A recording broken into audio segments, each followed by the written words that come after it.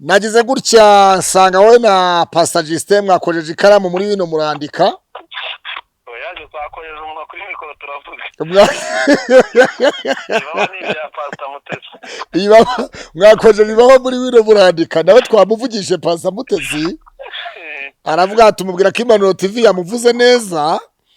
Ati bamvuze gwiki ntibavuze yuko ahaye umutoma nyakubahwa Rusagara.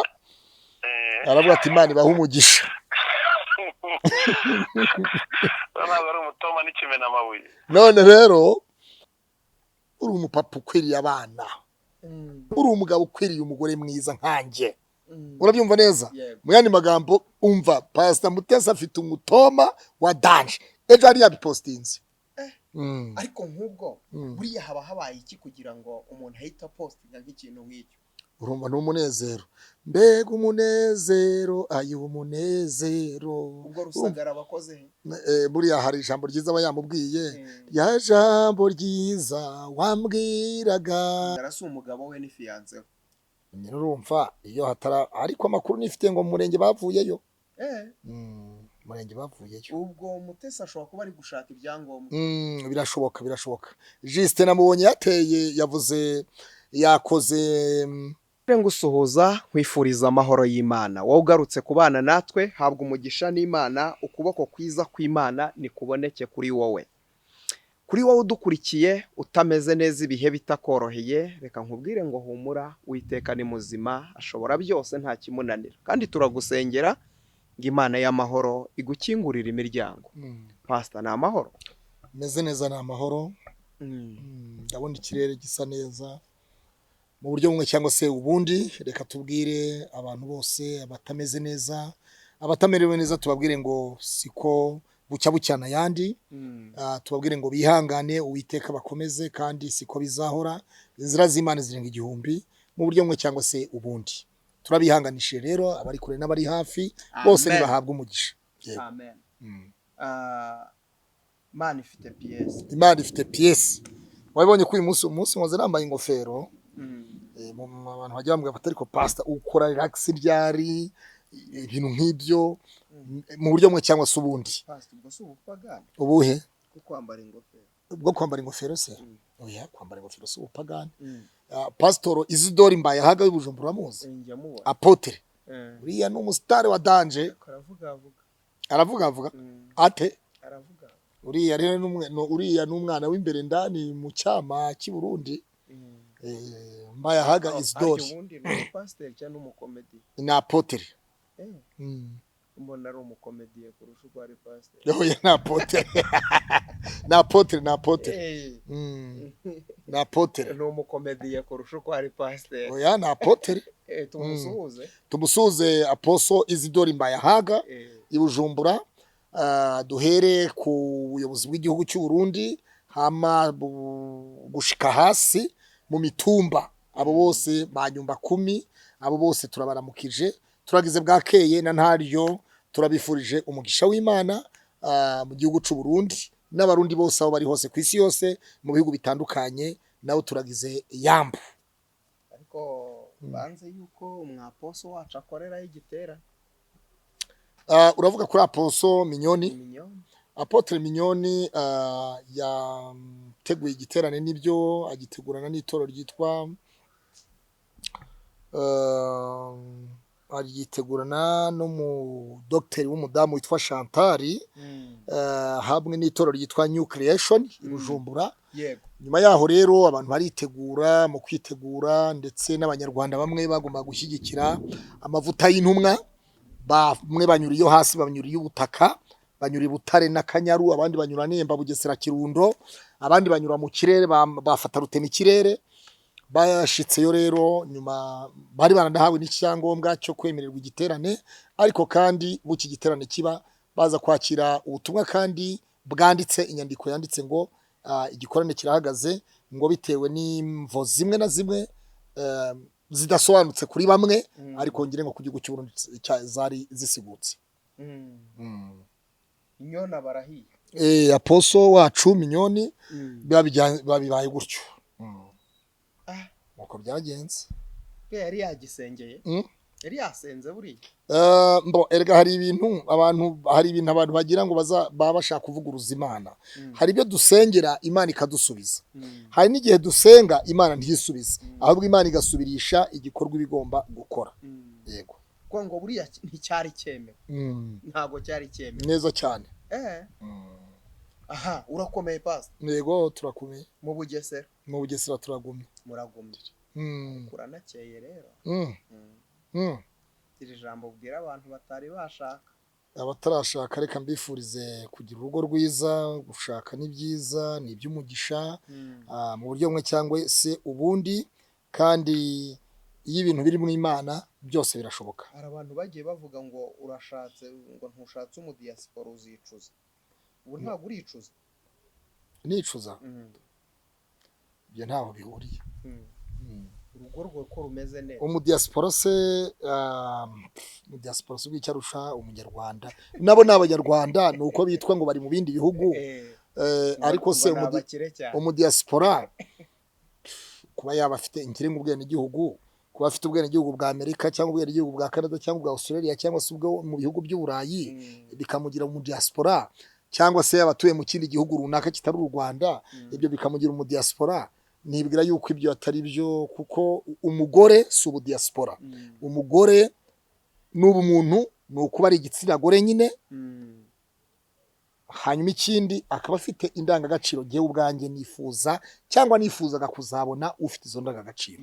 Nibwira rero ko uwo ari we mugore, ntabwo umugore ari umudiyasipora. Umugore ni umugore, n'umugabo ni umugabo.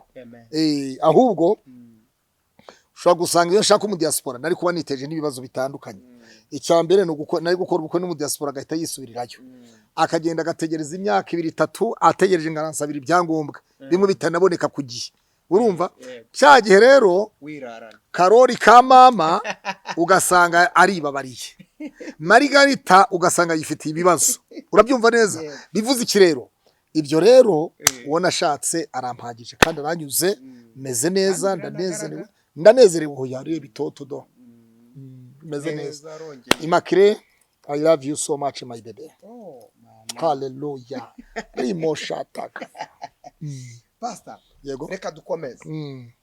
Hari ibintu byinshi byagiye bikomeza kuvugwa nyuma y'urupfu rwa nyakwigendera Theogene. Reka tuvuge ngo Imana ikomeze muhiruhuko ridashira aho ari. Ariko nyuma yaho amagambo yakomeje kuba menshi, ariko hari ikintu nibajije ejo bundi. Hari inkuru nigeze kubona ku kinyamakuru kimwe havugwa ngo mbere y'uko apfa yari ari muri Illuminati. Ni kuri Kiranuka TV kwa Ezekiel, nanjye numva ariho nabibonye, avuga yuko bivugwa ko ngo yaba yaragiye muri Illuminati, ariko kandi nanjye ikiganiro nagikoze ndavuga ngo mbese Pastor Theogene yaba yarishwe na Illuminati koko? Ibyo ni ibintu twese twibaza nkuko twabyumvaga abantu babivuga, ariko birashoboka ntabwo ari byo. Iyo umuntu avuye mu isi abantu bavuga iyo umuntu yapfuye, bamwe baravuga bati bamuroze, abandi bati ni umuvumo, abandi bati ni impanuka, abandi bati ni ibiki. Rero yerekana nabwire n'abantu gembwe n'umuryango wa Theogene nibajye babona ibiganiro n'amafoto ye bamuvuzeho ntibazababare, kuko Imana yamuvuzeho ibintu bikomeye. Yamubwiye ko izamwamamaza mu isi yose, imubwira ko izamugira neza. Rero buse mbwira inkuru irenza, mbwira umuntu uvuga ibyumweru 2-3 muri YouTube ukwezi kugashira kandi atakiriho, mumbwire. Na n'uyu munsi inkuru ze ziracyagaburira, na n'uyu munsi inkuru ze zirazamura views. Urabyumva? Inkuru zirazamura views. Ibyo byose rero abantu baravuga bakavuga ngwanze kuvuga heze mu ndanye ukwava ajya yemera ko runyaruka. Yego, uramugaba Imana yari yaramuhamagaye. None se urumva abahamagawe ni benshi, ariko abatoranyijwe ni bake. Yego. Aha. Ntago wabimenya uko byasa kose batangiye bavuga ngo atanzwemo ibitambo, nyuma barongera ngo ni Illuminati. Yego. Ntekereza ko ari kwa kugenda abantu bashakisha ko abantu urumva abantu bafite ibyabo babivugira mu buryo bumwe cyangwa se ubundi. Urumva? Noneho rero ugasanga mu byo bavuga, ibyo byose bavuga bimwe bishobora kugira ukuri, ibindi ntibigire ukuri. Yego. Reka dukomeze. mperuka wowe n'uwitwa Pastor Mutesi nshuti yawe mushiki wanjye harya niba muri bashiki wanjye ni babiri Bishop Brigitte na Pastor Mutesi Mepridasi wemewe muri bo no wemewe muri bo no wemewe muri bo oya bose baremewe bose se bashiki wanjye se bose baremewe ariko ni kenshi njya mubona muri diweri we na Pastor Mutesi muba muri muri diweri muhonda ariko umubyeyi abyara abana benshi akagira uwo yitaho cyane kuruta abandi wabyumvise hanyuma n'abana bagira haba umwana wita ku bana wita ku babyeyi kuruta abagenzi be rero hari n'abana bakundana mu buryo bumwe cyangwa se ubundi ubwo rero urumva uri umupapa ukwiriye abana uri umugabo ukwiriye umugore mwiza nkanjye urabyumva neza mu yandi magambo umva Pastor Mutesi afite umutoma wa danje ejo ari yabipostinze ariko nk'ubwo buriya haba habaye iki kugira ngo umuntu ahita postinga nk'ikintu nk'icyo urumva n'umunezero mbega umunezero ayo umunezero ubwo Rusagara abakoze buriya hari ijambo ryiza aba yamubwiye ya jambo ryiza wambwiraga ryabaye inkingi ku mutima hari ijambo ryiza Rusagara babwiye Mutesi rikaba inkingi ku mutima wa Mutesi ubwo ni word limit cyane Western byose kimwe muri byo ubundi ibyo biza mbere y'ijambo kugira ngo word limit cyangwa Western cyangwa Riya cyangwa Manigaramu kimwe muri byo kugira ngo kirize habanza ijambo buri ibintu byose byabayeho kubw'ijambo ngewe sha rero Imana ntakubeshye ni message zize dore ngibi birimaritse kubera ko harimo sonorisation niyo mpamvu message zisoni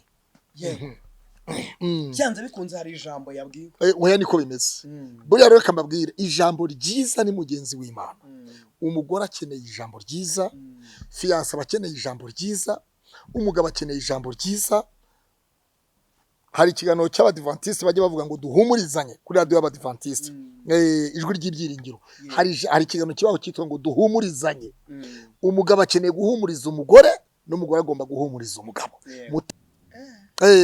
guhumurize bebe my wife my sweet ariko subundi haleluya nyirizina ubukwe bwabo bwarabaye cyane bura iby'ubukwe rero ntabwo twabimenya ariko kandi twumva ko ngo bafite ubukwe na mu buryo bumwe cyangwa ubundi ariko jewe ntabwo mbizi neza kuko nemera mbonye nka Thomas nibyo numva nshobora kubyumva ariko noneho icyo bita umunyarwanda yavuze ngo nta foto nta cyabaye ubwo mu yandi magambo Rusagara si umugabo we ni fiance we urumva iyo hatara ariko amakuru nifite ngo mu murenge bavuyeyo murenge bavuyeyo ubwo Mutesi ashobora kuba ari gushaka ibyangombwa birashoboka Juste namubonye yateye yavuze yakoze kwibaba arandika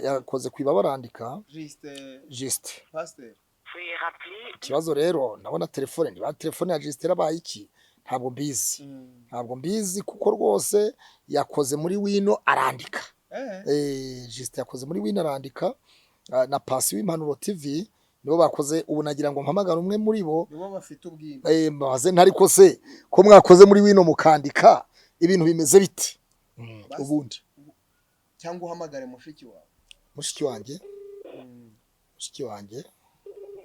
hamagara mushiki wawe mushiki wanjye imihamagaro oya ndaje wahamagara mushiki wawe kuko niba kwemera no kukubwira ati nari nezerewe nari nishimye kamubaza kugeza kuri gusa Mutesi iyo urebye ibihanyuzemo ibihaciyemo iyo witegereje uyu munsi abantu bakabasha kumuvuga amagambo angana kuriya ariko uyu munsi akaba agihagaze akaba akibasha no kuvuga Imana akanasenga aremewe ubona uriya aremewe hari abagore bapfa kubishobora oya ntabo Mutesi niwe wenyine gusa yateye imitoma aremewe aremewe imihamagaro mushiki wanjye kutitaba mushiki wanjye aranyita mushiki wanjye Yesu ashimwe amen amen amen amen meze neza icyubahiro ni icy'Imana rero mushiki wanjye ndi mu kiganiro dushima umutoma mwiza mu gitondo impanuro yakoze ikiganiro cyiza gishimishije kuvuga neza dada yangu kiravuga kiti Mutesi ya postinze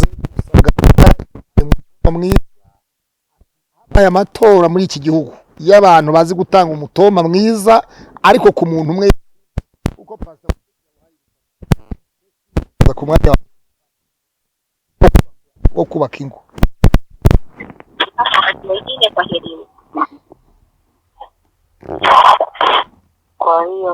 kwa hiyo ni umunezero gusa tugushimire kubw'umutoma mwiza nka mushiki wanjye kandi ako nkumbuye umunyige ukumburira kuri YouTube uzaze kurya mu rugo kwa mushiki wawe nzaza nagira ngo tugushimire abantu bose bamenye ko bajye biga umutoma ukwiye gukora ikiganiro cy'imitoma cyiza kuko niwe muntu wa mbere twemeye ndabivuze ukuri kw'Imana hari indimi ivuga ngo ibyo u Rwanda rwubatse ntaho abisenya ndeba nanjye ntaho kuvuga nabi ndeba abashima ndabashima abagaya ibidahari ni abagaya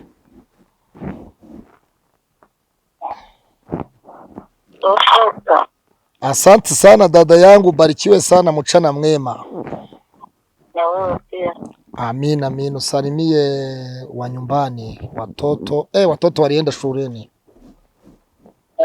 sawa ubarikiwe sana mushiki wanjye wamwumvise amakuru mfite nuko bakwimye amakuru oya kandi atwitabye aratwitabye ariko umuntu hari igihe umuntu yitaba bikarangira nta kintu avuze oya urumva umutoma nyine nawe arabyumvise ko umutoma ari umutoma gahunda umutoma imvura rero imvura irabizanye ndabona imvura iguye none ku buryo ducumbikiye aha dushaka ahantu hatari imvura turagaruka mu kanya turagarutse rero imvura yari yadutesheje ariko turagarutse ariko twagiye umaze guhamagara mushiki wawe Mutesi yego akwima amakuru ntabwo yayanyimye rero kubera ko twavuze ku bijyanye na gahunda y'umutoma mu rushako tuvuga ko umugabo agomba guha umutoma umugore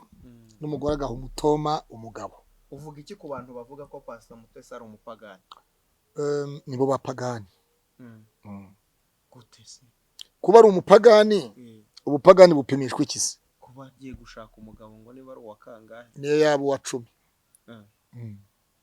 ubwo ugiye kuvuga ngo nibareke Pastor Mutesi arongorwe niba muri karongorwe none se barara baseguye abagabo wakarara yipfumbase adafite uwapfumbase kubera iki batifuza amahirwe ku buzima bwe nisarongorwe kangahe nese umuntu yandikiye kurongorwa kangahe ubundi kurongora ni iki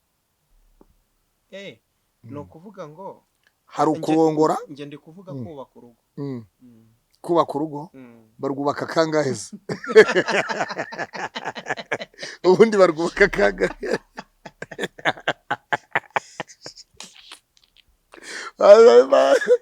none uragisha kubaka urugo urumva Bibiliya avuga ngo nicyo gituma umuntu azasiga se na nyina akabana n'umugore wa karamata ubwo ni n'umugabo nawe ni karamata ariko kandi hari ibintu byinshi tubona byagiye bihindagurika ku buryo Yesu ubu ngubu agarutse yavuga ati vuba mbahaye manda y'imyaka 5 muri muzajya mumara imyaka 5 cyangwa 10 mukabona bitagenda muzajye muhita mugira mutya ubwo uravuze ngo abantu ngo bazane manda ibintu bya manda urabona nk'iburayi ngo bagira icyo bita contract kontara amasezerano yo kubana abo ni abazungu ariko kandi ntabwo twavuga ngo abanyarwanda cyangwa abanyafrika bo babikore gutyo ariko aho kugira ngo abantu bicane ni byiza batandukana. azi undi baricana bapfike ni ubwa mbere mu ruhango ejo bundi umugabo yishe umugore, si ubwa mbere kandi twumva ngo umugabo yishe abagabo, bishe abagore, abagore bishe abagabo, bose bagenda babigenza gutyo mu buryo bumwe cyangwa se ubundi. Bivuze iki rero? Bivuze ngo ntabwo bikwiriye ko abantu bagomba kugera aho bicana, kugera ku rwego rwo kwicana. Kwica ariko uzi kuvutsa umuntu ubuzima ni ikintu gikomeye. Reba nka Kazungu, buriya Kazungu buriya ugira ngo Kazungu ni umuntu yapfuye ahagaze nuko agikanura amaso agenda asekera abantu gusa. Yaje wabonye ukuntu aza ku rukiko aza yisetsa ngo yimwenyuza ubusa. Urabyumva? Kubera iki? Yabuze uko abigenza. Buriya yararebye abona isinzi y'abantu, Kazungu aravuga ati aba bantu nuko burya bimeze, nakinaga n'ibintu bidakinika mu buryo bumwe cyangwa se ubundi. Ariko kandi niyo mpamvu rero mvuga ngo aho kugira ngo umuntu avutse mugenzi we ubuzima, ibyiza batandukana.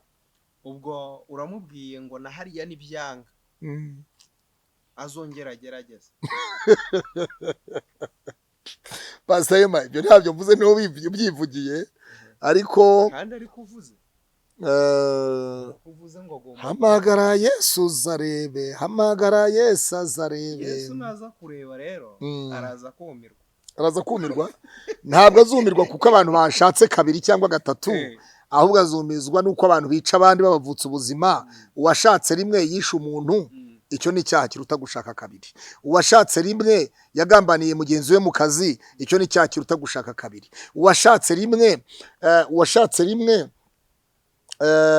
yabaye umuhemu, yabaye umujura mu buryo bumwe cyangwa ubundi, icyo ni icyaha kiruta gushaka kabiri. Rero ntabwo gushaka rimwe cyangwa kabiri gatatu aricyo cyaha kihari abantu basigiriza bavuge ngo uriya muntu ni umupagani. Oya, ariko se kuki insengero ari nyinshi n'amadini akaba ari menshi? Kuba insengero ari nyinshi ntabwo bivuze ko yego ko ibyo bintu ari byinshi, ariko ibyaha bikaba bikomeje kuguhira mu gihugu. Ni ukubera iki? Yesu yagiye mu ijuru, yavuye mu isi, yari mu isi ibyaha byari bihari, yazamutse ibyaha bihari, azarinda agaruka ibyaha bigihari. Ko Pawulo we yarivuye ngo mbese dukora ibyaha kugira ngo ubuntu busage, aravuga ngo ntibikabeho.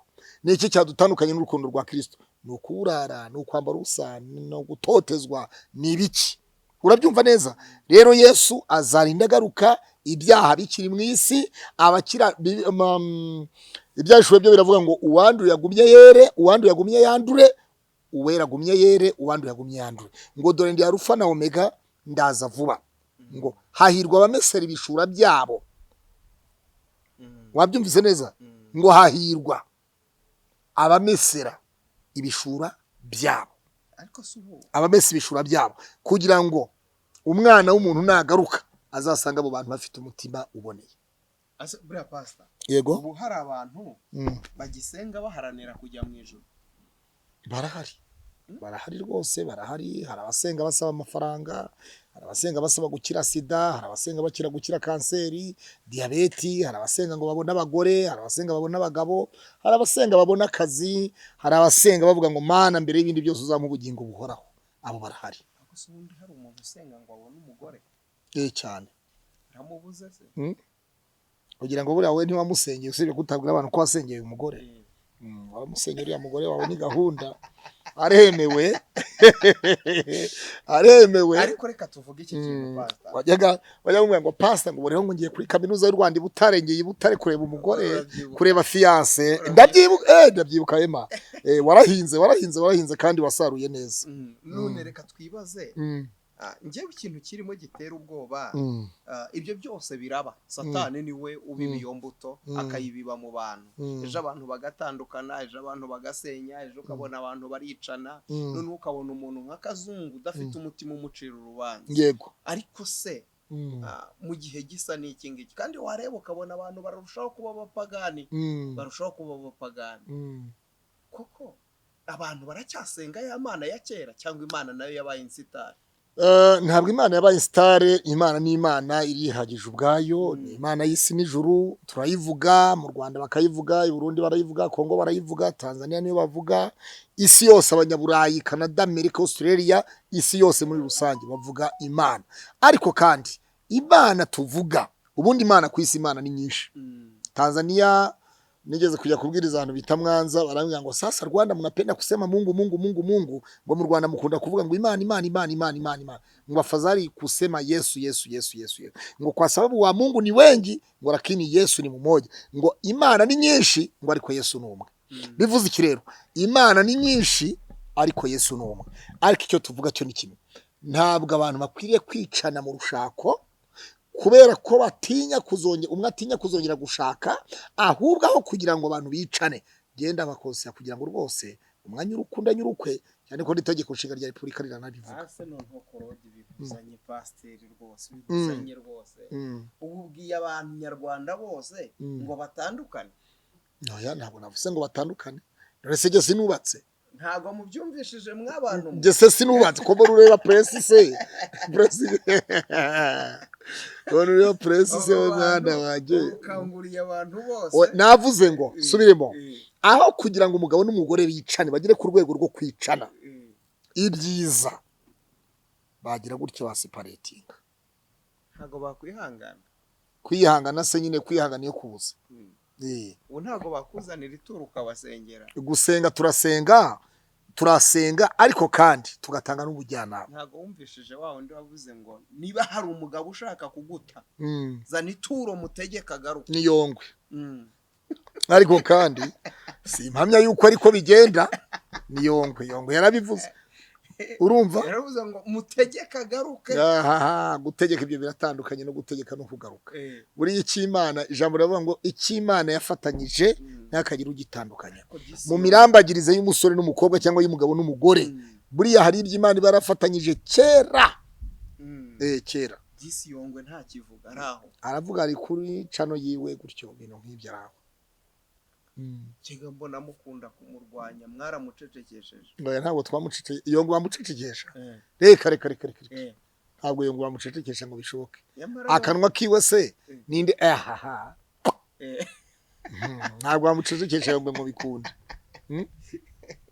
Ariko rero za ntambara zanyu na Yongwe zajyaga zituma show iryoha, mwarabiretse. Ziriya rero hari ibintu yamvuzeho ntegereje kubanza kumva ikiganiro neza fresh, hanyuma undi nkahita ngaruka mu kibuga nkabisobanura neza. Hari ibintu yakuvuzeho nuko ngo dutegereze ubwino. Hari episode yawe na Yongwe igiye irahari. Reka dutegereze. Yego. Ariko icyaba cyiza nuko mwagomya mukibera abavandimwe. Oya n'ubundi turabavandimwe, ariko nimubwira ntabyumve nzamushengeza. Ariko se ubundi Yongwe ubundi ni iki kuri wowe? Ni umuvandimwe, ni inshuti, ni umuturanyi cyangwa umunyarwanda mugenzi? Yongwe ni umunyarwanda mugenzi wanjye, kubera yuko ariko haraho turaziranye, dushobora kuba twarigeze gusangira icyayi mu buryo bumwe cyangwa se ubundi. Urumva rero si umunyarwanda gusa mugenzi wanjye gusa, ahubwo harimo inshuti muragenda ntigusiga, murasanya ntigucura, uyibitse ibanga ntirimena. Ubuse ndamwita iki? Ndamuzi, ni umunyarwanda mugenzi wanjye kandi noneho ndanamuzi n'amarazi. Hari abantu bakunda kuvuga ngo umugirira ishyari kuko yakurenze. Yadengesheje iki? Se ko afite televiziyo. Ikaze TV Rwanda se si televiziyo. Ikorera online. Iyo irakaze rero kuruta Yongwe TV. Akagira na de Faibo. Karabura nkubwire. Buri yaramutse antumye kujya kubwiriza. Namubwira ngo ndabwiriza kuri de Faibo kuruta uko nabwiriza kuri Yongwe TV. Wabyumvise? No gupfobya amavuta ya CEO. Uzi ikinyamakuru kiba cyanditswe nka Yongwe. Ibyo ngibyo umuntu wese afite ibyo ashima n'ibyo anenga. Aho yitwaje ko atajya ahemba abakozi. Oya, ibyo kudahemba abakozi sinakoze simbizi. Nta n'umwana wanjye wakoze, nta murumuna wanjye wakoze kwa Yongwe ngo mbimenye yaba ahemba yaba adahemba. Ariko kandi ambwiye ati ndashaka kuza kubwiriza, nabwiriza kuri The Vibe kuruta uko nabwiriza kuri Yongwe. Ariko se ubundi ni iki cyakorwa? Ubona ari iki cyakorwa kugira ngo gushondana kwawe hagati na Yongwe kurangira? No gusenga. Nk'ubu duteguje show igiye kuba. Ndayibateguje iyo ngiyo. Duteguje ngo hagiye agakino kagiye kuzazana kwambiye. Ni iki cyakorwa se ngo wenda Yongwe mugira? nuko wagenda ukamubwira ati rero Pastor Claude musaba imbabazi kubera yuko hari show igiye kuza kuri wowe nawe. Amavuta akandagira amateka. Amavuta akandagira amateka. Kandi mwe mushobora kuba mufite karande y'umujinya.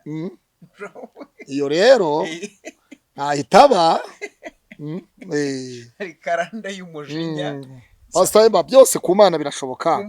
Ibidashobokera abantu ku Mana byose birashoboka. Ariko twakwifuza ko mwebwe na Yongwe mwiyunga. Turabavandimwe, turi inshuti, turabanyarwanda, turabavandimwe. Nta kibazo na kimwe. Ubu mugiye kongera mu buza amahoro ribu. Oya nta mpamvu. Nta mpamvu yo kubuza amahoro ribu. Mu kazi kenshi ribu. Yongwe urabuza amahoro ribu, Yongwe abujije amahoro ribu. Ubu wowe na Yongwe mwongeye musubiye ribu. Oya ntabwo turi busubireyo.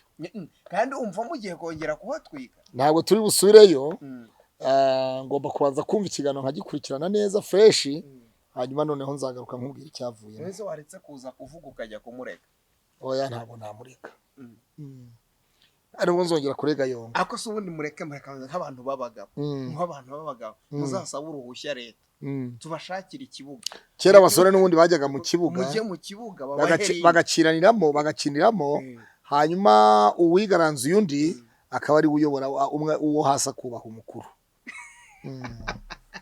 Undi mukeneye kuzajya mu kibuga mukarwana uwemeje undi ubwo akaba ari uyobora. Ntabwo twarwana na Yongwe mutandika ngo Claude na Yongwe barwaniye mu kibuga ibyatsi birahacika. Reka tugana ku musozo w'iki kiganiro. Twatangiye tuvuga ku mitoma Pastor Mutesi yateye umugabo we, kandi bambwiye ko batarabana. Yamba kuri mfite ngo mu murenge gahunda kwisha mambo. Akubura si wowe uzabasezeranya. Jewe ni Pastor Diedona nturanye nabo. Pastor inde? Diedona nturanye nabo. Nturanye nabo. Sonatide. Umwe wahoze uvuga ejo. Umwe wavuze ejo. Namuvuze hariya. Oya ntabwo namuvuze. Ari ibintu wavuze ngo byo mu gikari. Iyo biba ibyo mu gikari haba ibintu mu gikari na ahantu henshi hagira ibintu byo mu gikari ni henshi. Icyo kiganiro nacyo bagende bagikurikire ku Ikaze TV. Ku Ikaze TV Rwanda. Kinariho rwose ubu ngubu barakibona. Aho se buriya wari ukomeje. Barasanga kiriho Apotre Mignone, Apotre Gitwaza, Prophète Nyirinde Corineste, Bishop Rugagi. Oya, Pastor dusubiremo. Wari ukomeje. Uwiyita ngo ni Prophète Akimu. Ibintu nk'ibyo. Wari ukomeje. Nundi witwa ngo ni Ndahimana Claude. Wari ukomeje. Wari ukomeje uriya bintu wavuze. Nari nkomeje. Wabisubiramo? Nabisubiramo. Ubu bose kwashaka bikubaza wabisubiramo. By'ibikiza. Aho abajya kukireba. Bareba ko badasanga waravuze ko bose ko ari igisambo. Oya. Navuze abapastor b'ibisambo bibisha Bibiliya. Ntabwo navuze bose ko. Sawa, Imana ikurinde. Kandi ikindi ibyo si igitangaza. Uzanamo ngo kazana ngo abantu ngo bo mu cyaro ngo babayede. Twatugare mubona kuri TV ngo bakaza bambaye sima. Twatugare tugaragara kuri TV 1 na BTN. Buri ugeze mu nsengero babafashe kamera bakatuparikamo abantu nk'abo ngabo bamwe na bamwe. Ariko ntabwo arabo navuze. Niba hari ababazi bazabishakire, ntabwo ngiye mfasha ribo gukora akazi. Urakoze cyane Pastor. Imana iguha umugisha. Ndabasaba munyarukire ku Ikaze TV Rwanda, ukore yo subscribe. Munyarukire kuri Humuka TV, ukore yo subscribe. Abantu barahumye. Nazamuka, abantu barahumye. Humuka no kuvuga ngo abantu ntibahumuka. Abantu ni impumyi. Kuri kw'Imana. Humuka TV. Bibiliya iravuga ngo abantu bafite amaso. Iryo zina si ryiza. Ariko ntibabona. Abantu ngo humuka. Humuka. Zina rishobora kuzafunga imiyoboro y'ibintu byinshi. Abantu bagahumuka.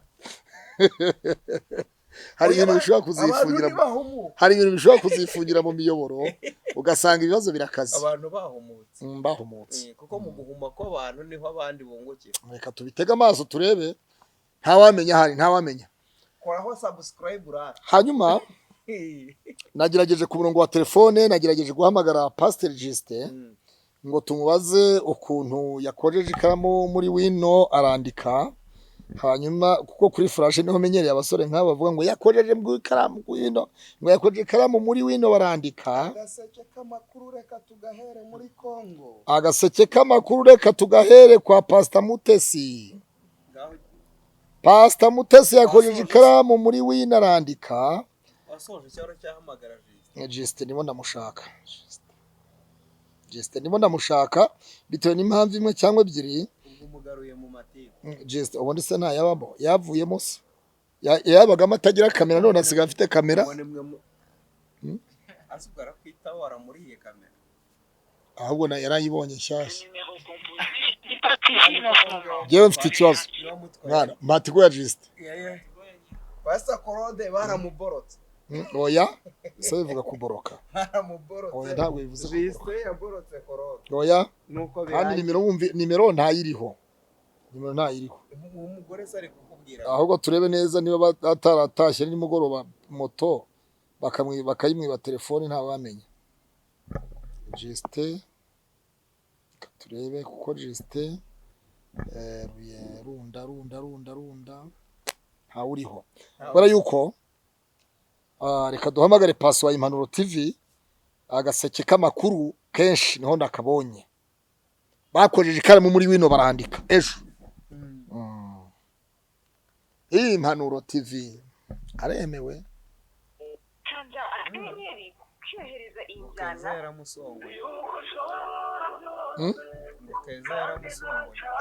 Yaramupapuye.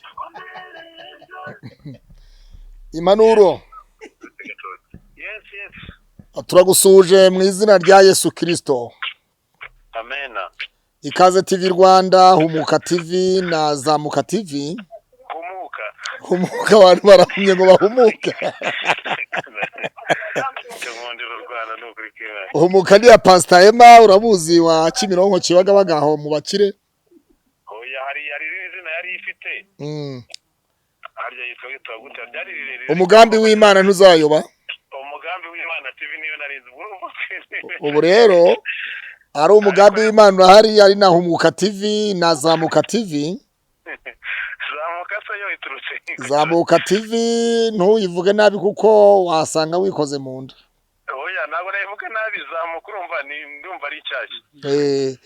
Oya Brigitte Official. Aha. Niyo Zamuka TV.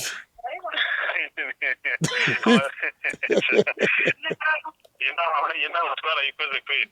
Aha. Noneho wamaye iminota mike hari umwana ndi kujyana kushira babanze bamwakire. Ko hari umunota umwe byibuza ndagusaba gaseke bamba. Umunota nukuvuga ngo nagira ngo banyakire. Nagize gutya nsanga wowe na Pastor Justin mwakojeje ikaramu muri bino murandika. Oyaje twakojeje umunwa kuri mikoro turavuga.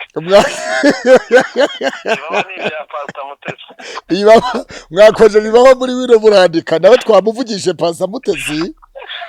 Aravuga ati mubwira ko Impanuro TV yamuvuze neza. Ati bamvuze gwiki ntibavuze yuko ahaye umutoma nyakubahwa Rusagara. Aravuga ati Imana ibaha umugisha. Bari umutoma n'ikimena amabuye. None rero wowe niki wabwira abakurikiranye Ikaze TV Rwanda na Humuka TV na Zamuka TV? Bakundana nk'uko Kristo yakunze itorero akaryitangira. Abantu bagutegerezeho iki muri uyu mwaka kuko Pasi abantu baragira bati Pasi turamurambiwe mu busore bwiwe bategereze muri uyu mwaka cyangwa dutegereze umwaka utaha. Komeza bihanganye kubera ko nanjye se ndamenye umunsi n'igihe gusa ndumva nibizatinda umugambi w'Imana naho watinda ariko ntuhera ariko uzasohora kuko sinkiga seminari sinkira mu basaseridoti yego ariko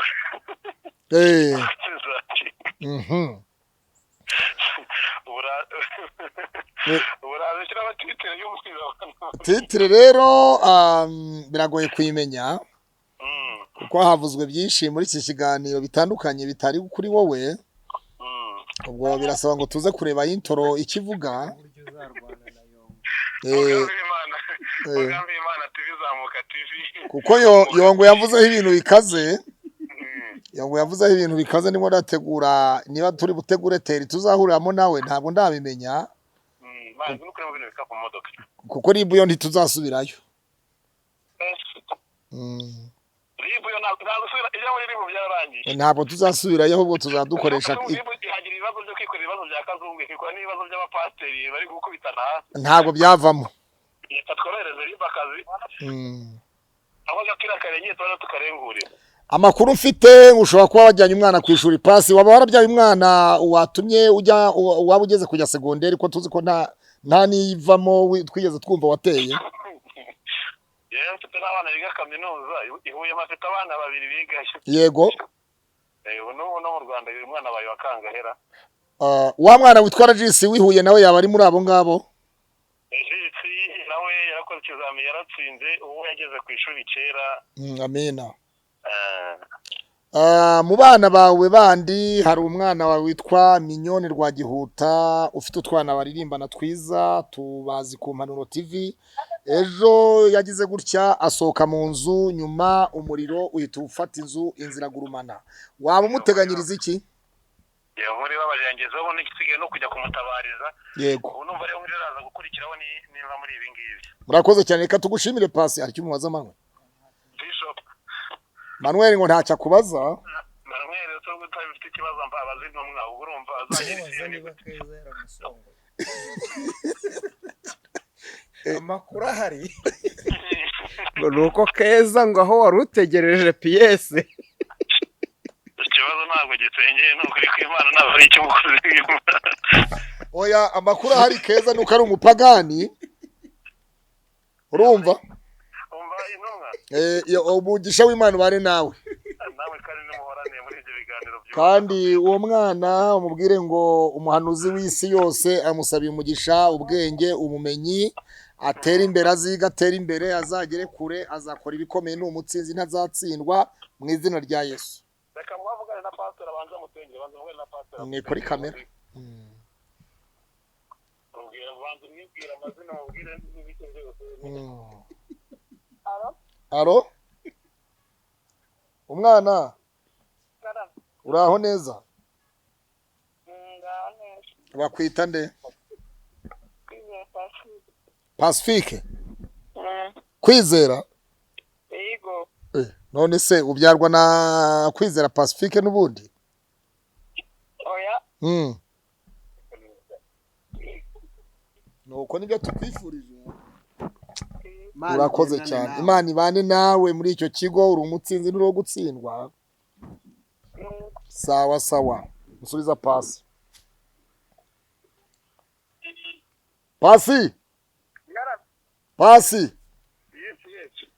content irabonetse rero titire nayibonye umwana pasi yabyaye kera akiri muri kaminuza yamujyanye ku ishuri muri segonderi kandi uze kumbwira ngo urumva parapara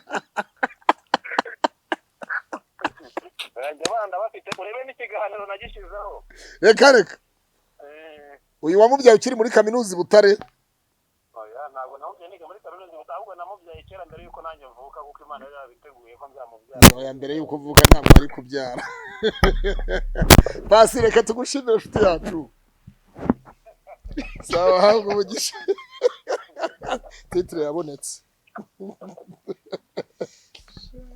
basayemba hari ibintu baza oya ntabyo murakoze dushimira abantu bose bakore subscribe ku Ikaze TV Rwanda no kuri Humuka TV na Zamuka TV tubashimire nakagaruka kandi no kuri ntabwo turi abana b'ingayi turashima iyo mukoze subscribe kandi mugakora like subscribe n'ugukanda aho humukara munsi y'ikiganiro ugikora ku kiganiro urabona munsi mukaba iburyo bwawe kandi ho hahinduke akazogera hanyuma usubire ibumoso ukore like hanyuma ukore share aho hagati n'ugusharingira inshuti n'abavandimwe ku maguru atandukanye Imana ibaho umugisha tubabwire ngo ciao ciao bakagaruka